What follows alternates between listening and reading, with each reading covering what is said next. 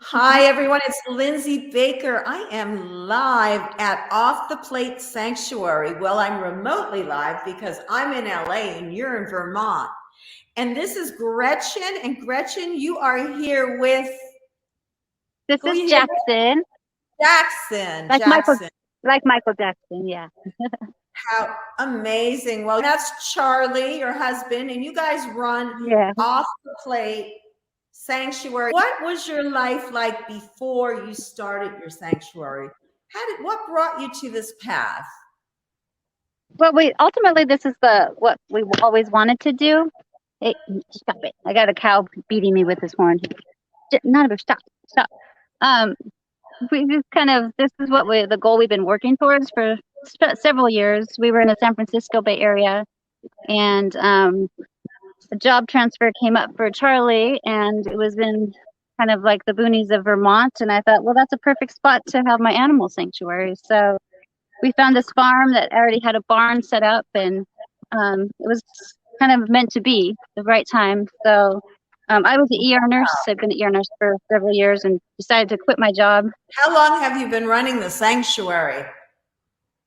We've been here it'll be 3 years in October. So we just kind of started this. We got here and had some things to do to the barn and to the pasture. We had some fencing to put in, and then we decided to get our first animals. There were some goats that needed a home, so we started with our goats. How are you acquiring the animals? Like, how did the goats come to you, for example? So the goats came from a farm. There's so many farms here in Vermont.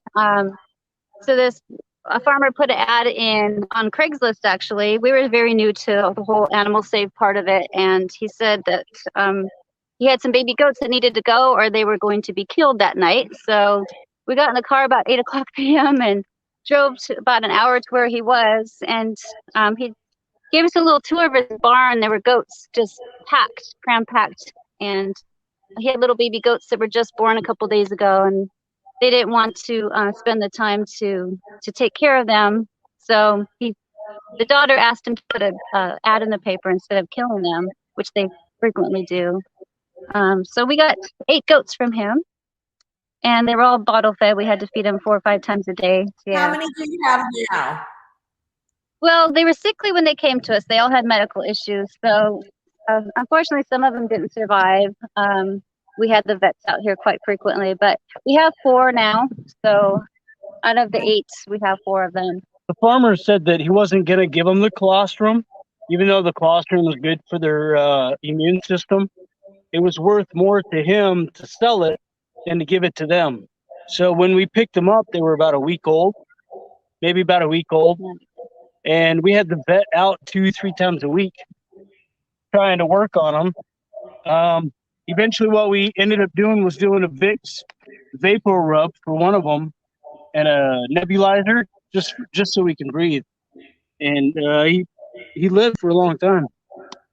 Yeah, it was a lot of medical care. I guess my nursing came in handy because I was doing breathing treatments on baby goats for a while. So, and before we moved here. So yeah, I've been an ER nurse for almost 20 years. It does seem like what you said, where it was just meant to be. This became my full-time job, and it's a lot of work. I have to say this is probably the hardest job I've ever had, but very, very rewarding. What are the costs involved, and how do you pay for all of this? I know that Charlie still works. Medical bills have been the biggest for us lately. We've had a lot of medical issues with the animals. Again, most of them didn't get the colostrum from them, even the cows. So they come pretty sickly. So it takes a lot to get them healthy. But yeah, we get donations. We have a handful of donors that donate every month, which helps a lot. And then we do fundraisers from time to time. Right now, we have going for the hay. We have to fill up the hay in the barn for the winter. So we have a fundraiser going for that. So people are pretty generous with the fundraisers. So there's a few ways. I had come to your website, and there's a few ways that people can get involved and donate. So this would be great if you could talk about those for us. Yeah, so there's several ways to donate. Again, we have the fundraiser is going quite frequently off of social media, so you can just click a button actually and donate that way. And then on our website, we have Venmo, PayPal, network for good. Let's see, what else do we have on there? Most people donate by PayPal because it's pretty convenient I like for people. PayPal myself. I see you've got Patreon, so Yeah, there's if the people wanted to donate monthly for that, we also have a monthly newsletter that goes out. That's actually been a great way too. I think our biggest cost is always going to be veterinary costs and hay. Yeah. So that's I think every sanctuary is going to have that problem. Yeah. You need to feed, especially up here, you need to feed for at least 6 months in the winter when it's 3 feet of snow, so, it's minus 20 degrees outside and you need at least 800 to 900 bales of hay to get you through the winter. So that's the biggest thing. The next biggest thing would be veterinary costs. I think we've spent somewhere in the range of this year, I'd say at least $7,000 to $8,000 in veterinary costs. So it does get expensive. right. So donating is good off your website is a great way. I'd like to show a few of the videos.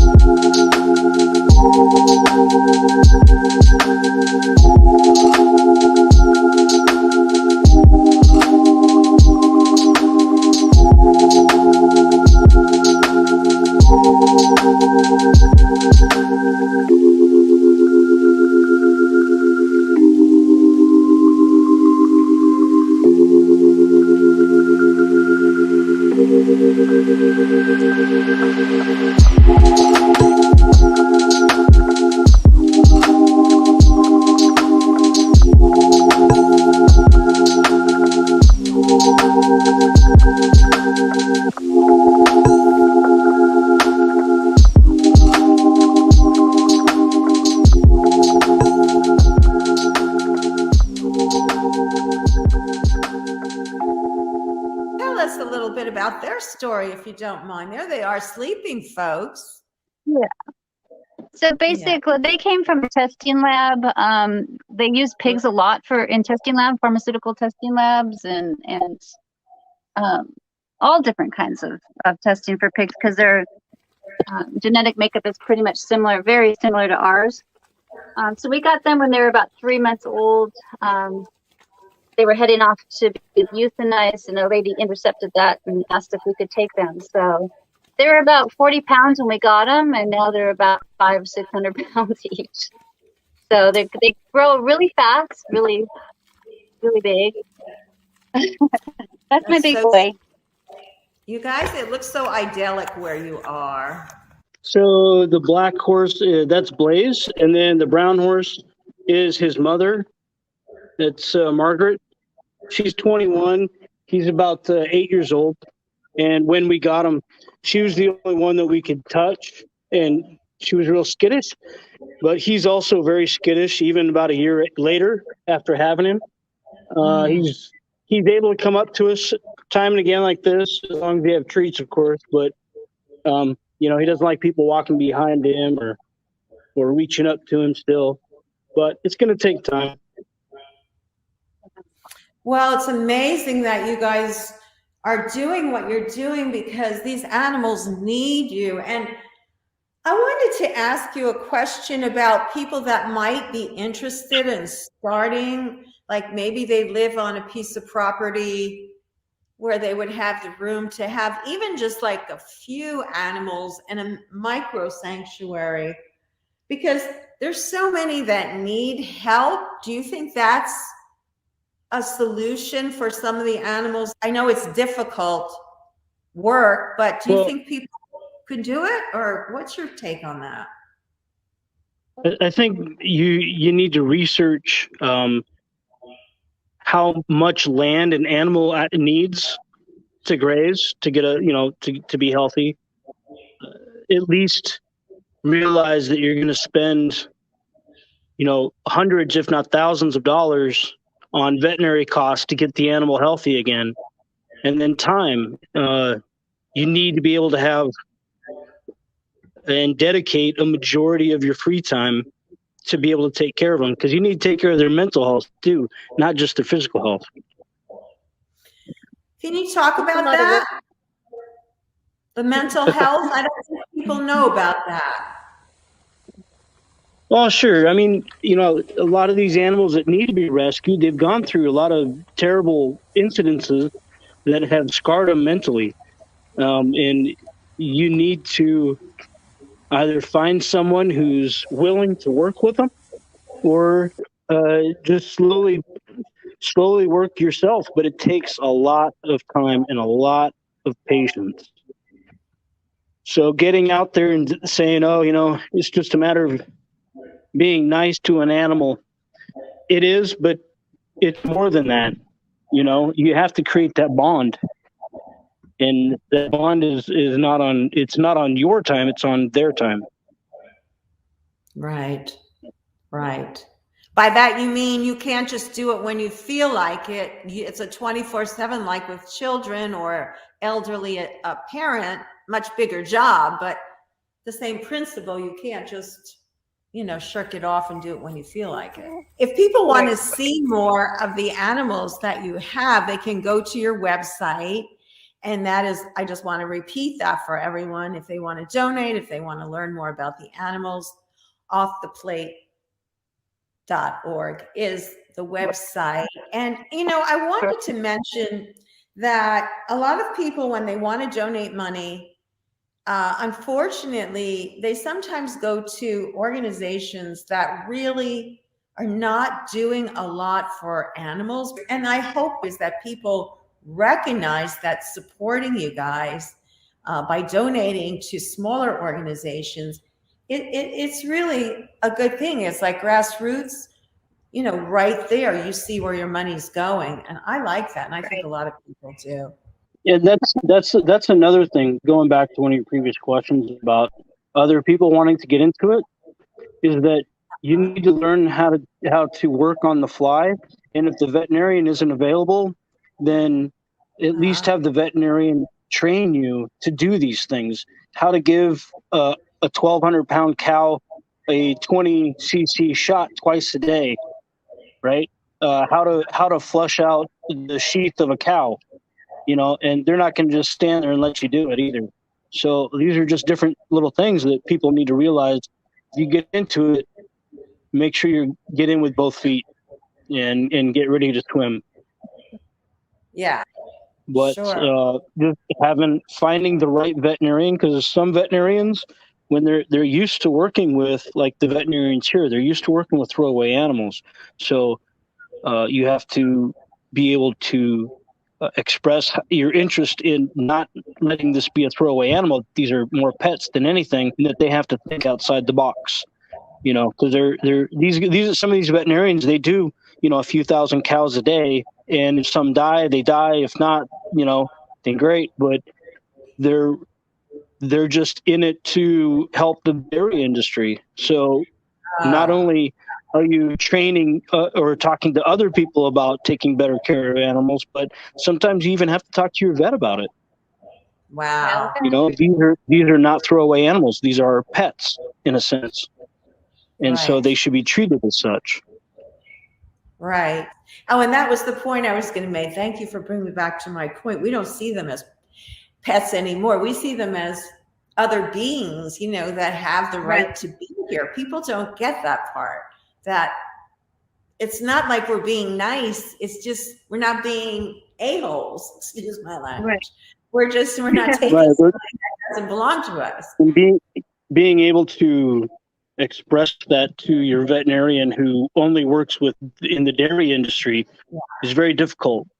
Vermont is You know? huge. It's a big dairy country. We're right in the middle. There's dairy farms all around us. So they're used to going out to farms that have hundreds of cows that, if one doesn't make it, it's just, Yeah, and so the reason that we moved out here was specifically because we're in the dairy industry. We live out here amongst the dairy industry. You don't want to live 200 miles away and try to save a calf or a cow. It creates a lot of technical issues, a lot of logistic issues. So that's why we moved out here, is to move into the hard areas. Mm-hmm. So that's a good thing. And then there's a farmer here who owns the majority of the dairy farms here in Vermont, in northern Vermont, and some people say, and it's true that if a male is born, that they're not worth anything in the dairy industry. So a lot of the farmers, and it's sad to say that they'll just kill the baby when it's there if it's a male, because the male doesn't produce anything. Yeah. Yes, that's been revealed before. Yeah, we've talked about that many times. Yeah, the dairy industry needs to go, and it's a dying industry. And the work you guys do is unbelievable, and it's just incredible. The thing that I always think about when I see a sanctuary farm like yours is, oh my gosh, when I was little and I was told about farms and dairies, you're not painted with the true picture.